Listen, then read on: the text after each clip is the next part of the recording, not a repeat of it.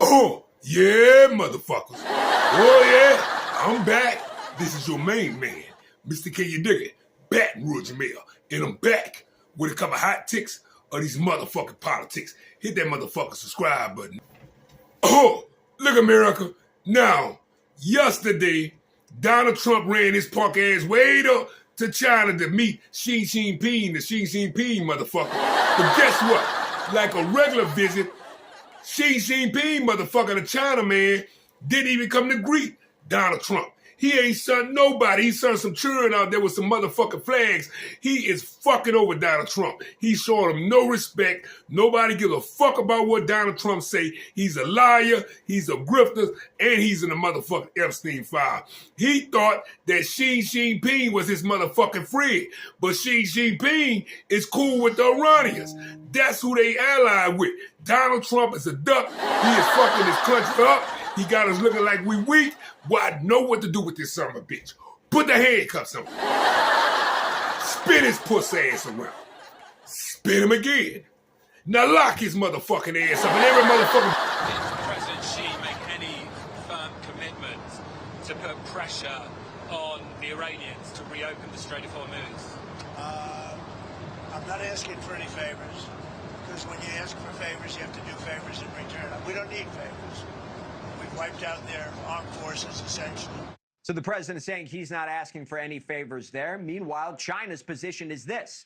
On the Iran situation is very clear. The conflict has put a heavy strain on global economic growth, supply chains, international trade order, and the stability of global energy supply, which hurts the common interests in the international community. There's no point in continuing this conflict, which should not have happened in the first place. Acknowledgement of the economic strain that has been placed on many global economies, largely relating to the Strait of Hormuz. You have the U.S. naval blockade, which is still in effect and has turned away over 70 ships so far. You also have the element here that about 90% of Iran's oil exports. Oh, look, America. These are two motherfuckers that's trying to take the votes away in Louisiana. On your left is MAGA Mike Johnson, the country son of a bitch from Shreveport, Louisiana, the one of the Speaker of the House of the Republican Party. He's on the left right there. That's one right there. And Steve Scalise, the son of a bitch who was caught at a Klansman meeting last year or the year before last. This is him on the right. These are the ones that's hooking up with Jeff Landry, who need to be locked up with his flatback ass. America, Louisiana, these are the two who pushing it. And you got one more, Kennedy, Ballmouth Kennedy. But these three right here, Kennedy, MAGA Mike Johnson, and Steve Scalise, are the ones who taking the votes or trying to take the votes from the black people in America. Put the handcuffs on them son of a bitches. Spin their coward ass around.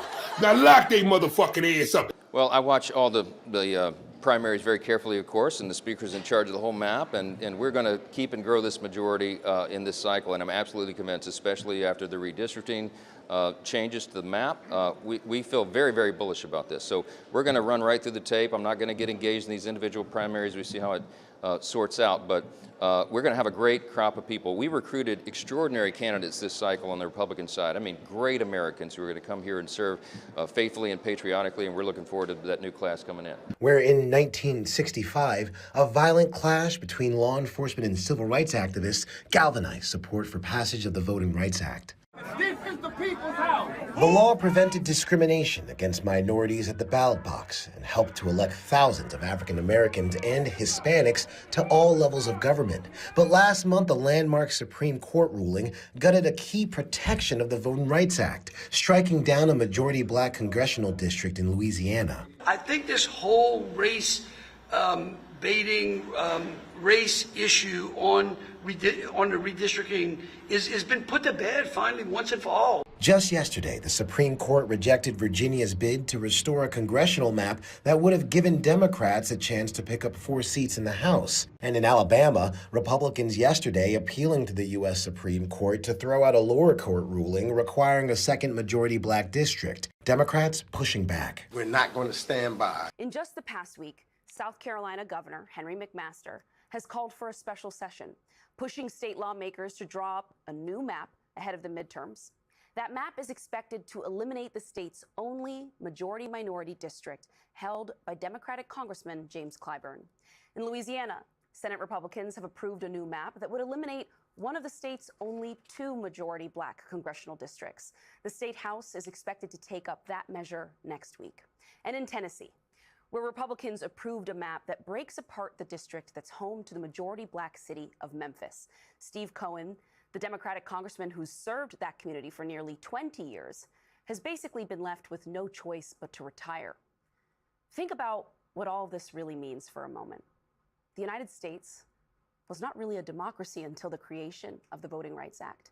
And so it's an open question for many Americans if it is one right now. Oh, look, America. Cocaine Cash Patel is back in the news again, America. Now, Cocaine Cash Patel got in front of motherfucking Congress yesterday and just lied and tried to tell the motherfucking people they don't know what they talking about. America, Cocaine Cash Patel is a alcoholic. He's unfit. He's a fucking buffoon. He's unstable. He is untrustworthy. The son of a bitch was already caught at a hockey game, choking down Miller motherfucking High Life, banging on the motherfucking table, laughing and having a great time on the taxpayer's dime, being the head of the FBI. Put the handcuffs on him. Turn his pussy ass around. Now lock his motherfucking ass up. And every motherfucking body in the justice system. I've never been intoxicated on the job, and that is why we filed a $250 million defamation lawsuit. And any one of you that wants to participate, bring it on. I'll see you in court. FBI Director Kash Patel is pushing back against claims he has a drinking problem on the job. He's suing The Atlantic magazine for $250 million after their article accused him of conspicuous inebriation and mysterious absences. Patel insists he's never been drunk while working and claims he's put in twice as many days as past FBI directors. "I'm the first one in and the last one out," he said.